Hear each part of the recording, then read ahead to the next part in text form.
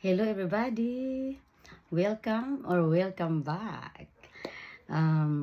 Those who know me, thank you for coming back, and those who do not know me, my name is Regina, but you can call me Marisa Payan.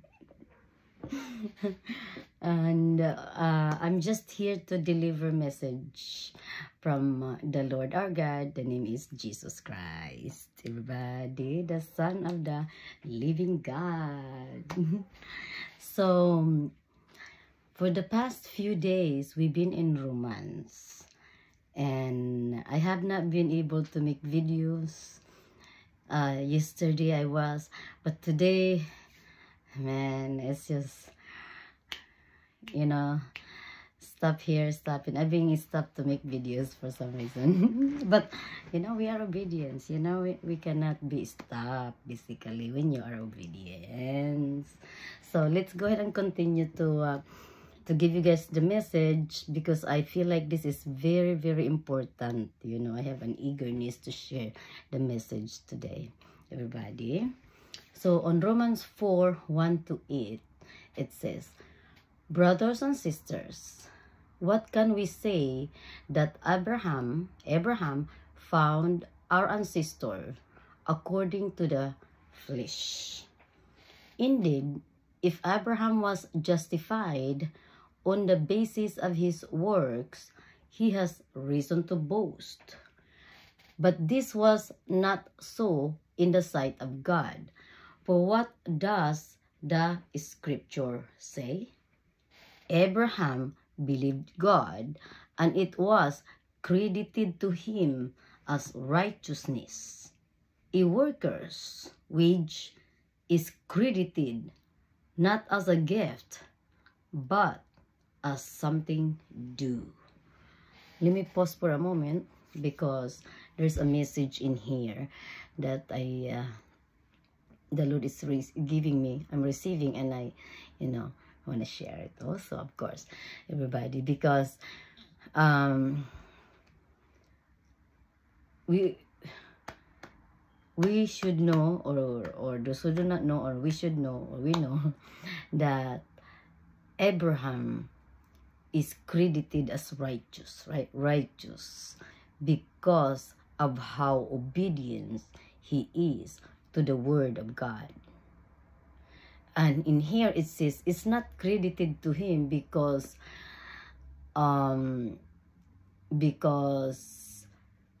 he believed God. God believed God. It was credited to him as righteousness. Okay? Let me pause for a moment, everybody. Let me make this clear, okay? Because the Lord wants us to know that to have that power, to say you're righteous, it's a work. It's not just a gift. It's a work, basically. Okay? It's a work. So, but you have to also believe God. Okay? He did not just believe God. He worked hard for it. He believed God, but also worked hard for it. He had faith in what he did. So, a work wage is credited not as a gift, but as something due. Okay? Something due. So meaning, whatever kind of gift you are inheriting or receiving from God, it's something you work hard for. Okay? You work hard for it. That means you live right, you live in that, in the way of the Lord, basically. You did what God has said. You believe his word. You obey. Okay? You work hard for it. It wasn't just a gift. He just give it to you. Here you go. You're righteous. No, you work hard for it. Okay? You have to work hard for it. So a worker wage is credited not as gift, but as something due.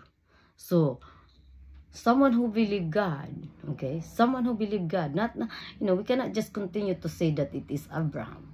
But if you are that type of a man who believe God also, and then you believe the word of God, and you act in righteousness, then you are credited as a righteous, because you work hard for it.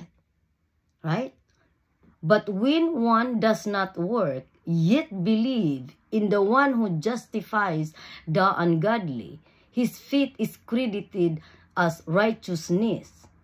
So, as righteousness. So, let's just say someone is preaching to you about, holiness, righteousness. And you believed it. But you did not work hard for it. But you believed it. Whoa. You are even credited as righteous because you believe. You believe. So you're going to be obedience, right? So also David declares the blessedness of the person to whom God credits righteousness apart from works. Okay? So David is blessed. Yeah? Blessedness of the person to whom God credits righteousness apart from the works. We know what David did, right? David worked so hard, to be credited as righteousness. He believed in forgiveness of the Lord. And, he performed his love to God and obey. Blessed are they whose iniquities are forgiven and whose sins are covered. Blessed is the man whose sin the Lord does not record. The word of the Lord. You see? Remember the message yesterday, on Psalms, on how sad can that be if you are marked as wicked. But in here it said, blessed are they whose iniquities are forgiven. Meaning your wrongdoing is forgiven. And whose sin is covered. Covered, with the blood of the Lord Jesus Christ. Blessed is the man whose your sin, whatever you committed, the Lord does not record. Because you recognize it right away. Once you recognize, it cannot be recorded because you recognize your sin. But when you don't recognize it, that's when it gets recorded. Everybody, the word of the Lord. The word of the Lord. Psalms 32, 1, 2, and then 5 to 11. And then on 7, on 32, 7, it says, I turn to you, Lord, in time of trouble, and you fill me with the joy of salvation.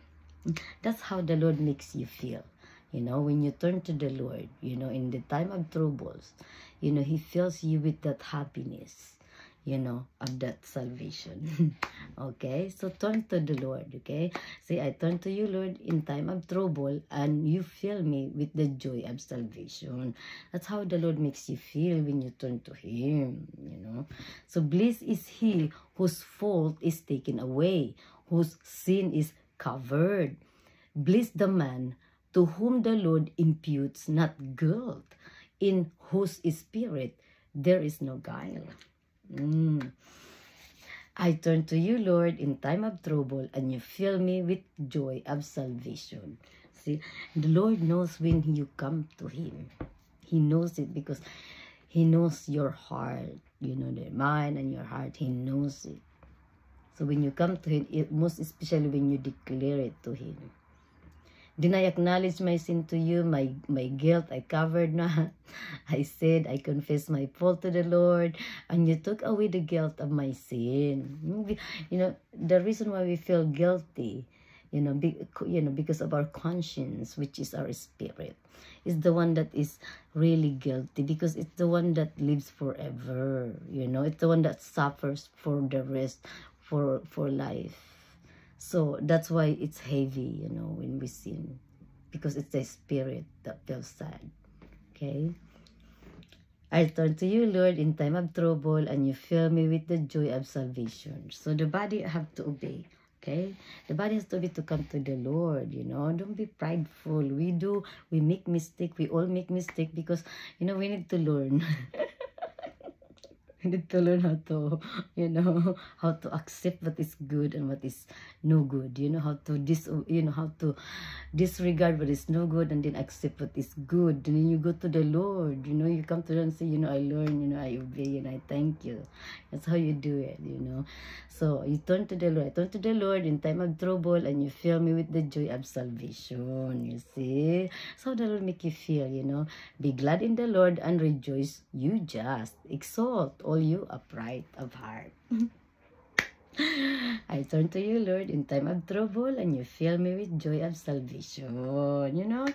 Salvation, right? What is the salvation, everybody? How the Lord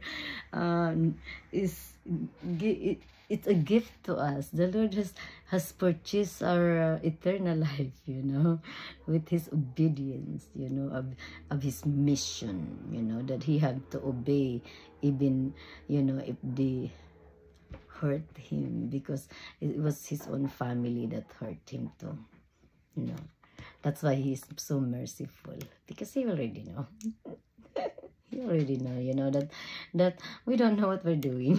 Because if you know what we're doing, we don't hurt people. We don't hurt others.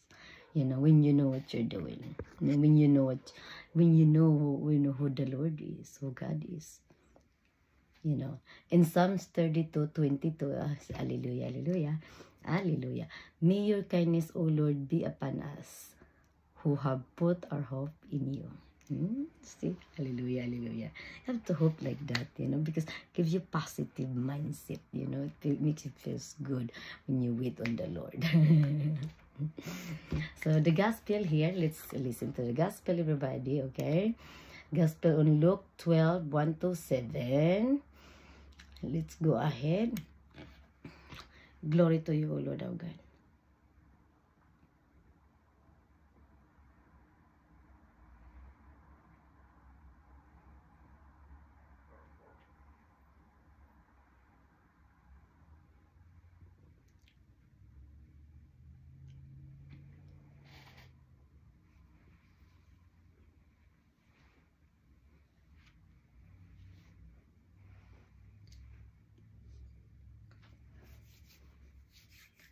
At that time, so many people were crowding together that they were trampling one another underfoot.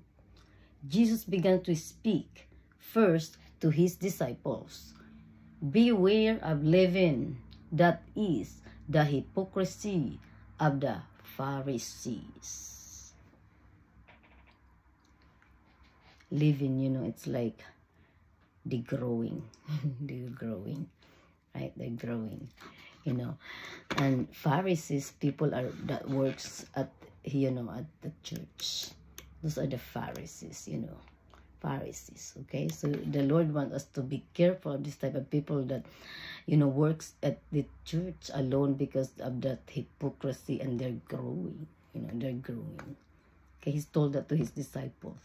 So you gotta take a look at that too, because the Lord is saying here, they have hypocrisy in the church. Okay? There is nothing concealed that will not be revealed, nor secret that will not be known. We heard this many, many times.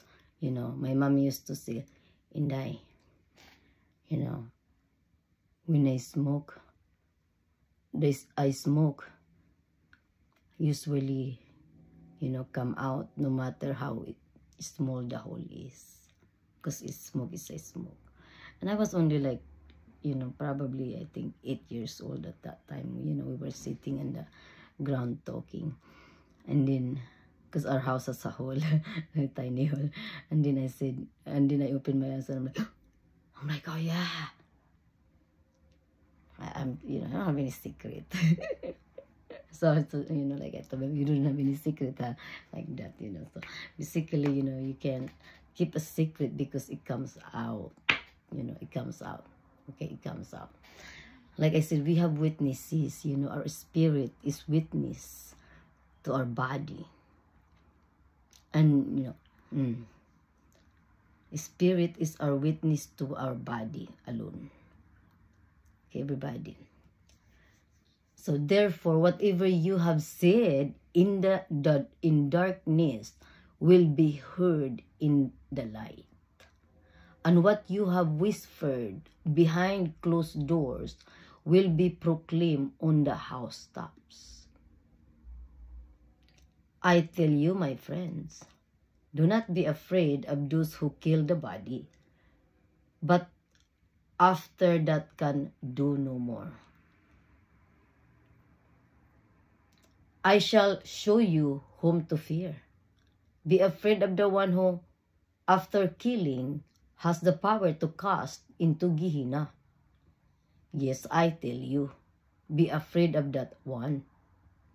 Are not 5 sparrows sold for 2 small coins? Yet not one of them has escaped the notice of God. Even the hairs of your head have all been counted. Do not be afraid. You are worth more than many sparrows. The Gospel of our Lord Jesus Christ.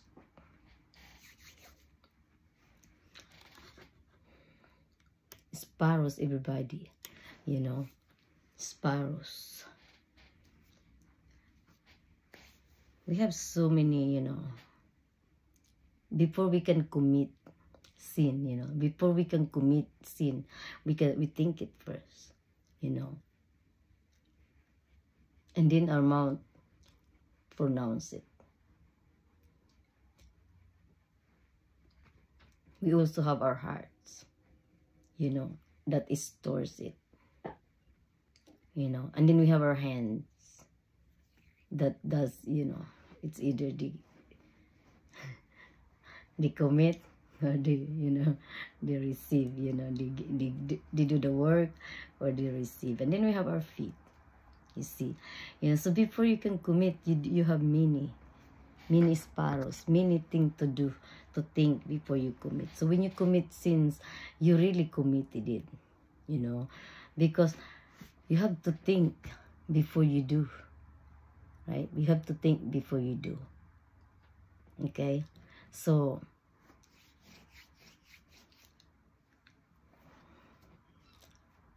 it's hard to commit sin, right? It's hard to commit sin because you do have to do it. You have to think of it and mention it. Okay, everybody. So it says also here, whatever you have said in darkness will be heard in the light. You know, darkness is like, you know, it's like, you know, those are darkness. Those are anything that you commit sin is dark, you know. Because whispering to someone and saying, hey, I have something to tell you, and don't, you know, don't say it or don't mention it, blah blah. That's committing already. See, why, if you have something to say, why it cannot be known? You see what it means? The Lord said he will be known because he's a light. He's the light. You know, he will bring it to the light, to the truth. He will make sure it's, you know, it'll be known. That, you know, it will be shown. It will be heard. Okay? Whatever you whisper behind closed doors, you know, you think nobody can hear, will be proclaimed at the housetops. You know, it's like the heaven already knows. You know, whenever you do something like that, you know, you're trying to plot something. Hey, we have something to do. Hey, everybody, you know, come on, yeah, come on, let's gather up, there's something going on, we got something to do here, you know. Anything that is darkness, that is no good, it's not the way of the Lord, you know, will be proclaimed also at the, you know, anything that you do that is no good will be known, basically good or not, will be known. The Lord said, I tell you, my friends, do not be afraid of those who kill the body, but after that can do no more. So the Lord says, do not be afraid those who, you know, wants to kill your body, but be afraid to the one who kills the spirit, because it's the spirit is the one that, you know, that will be condemned, you know, the Spirit. That's why generation is very important when you have generation, because those who did not, if you know, if your ancestor did not walk the way of the Lord, you who is willing now, like I said, could do it, you know, could do that, could obey and make God happy. You as a generation, that generation, like me, you know, I know that my grandparents was not perfect. They don't know the word of God, but they walk righteously. So as my mother don't even know the Lord, you know. Before she died, she said, Inday, you know, I only did this and I did that, and then I was in the bathroom, and then all of a sudden I feel like falling, and so I feel like my body was falling, so I sat down, and then when I sit down, all of a sudden my, you know, I was all the way to the top, and then I said, oh Lord, forgive me my sin, you know, and then she said, Señor San Antonio de Padua, forgive me my sin, you know, like she thought the Lord is Señor Saint Antonio of Padua. And so she doesn't know, but she walked righteously, truthful, faithful, my mom. That's why, you know, that's why I'm happy to know the word of God, because, you know, I can battle the devil, you know, with the word of God, basically. You know, when you do not know the word of God, you cannot battle with the truth. Because the devil like to condemn you with, you know, with you committing sin.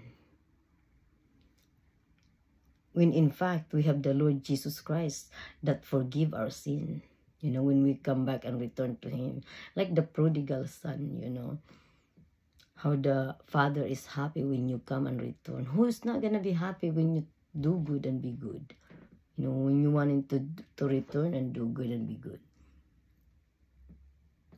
Of course, everybody, you know, anyone that has God would be happy.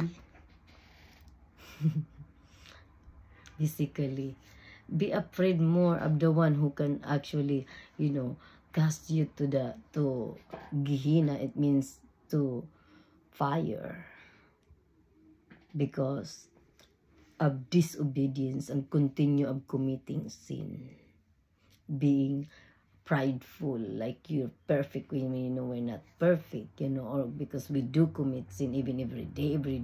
Like I said, we have our mind, our thought that commit sin, and then your mouth, and then our hands, you know, we have the 5 sparrows, you know. We have those that commit, our feet.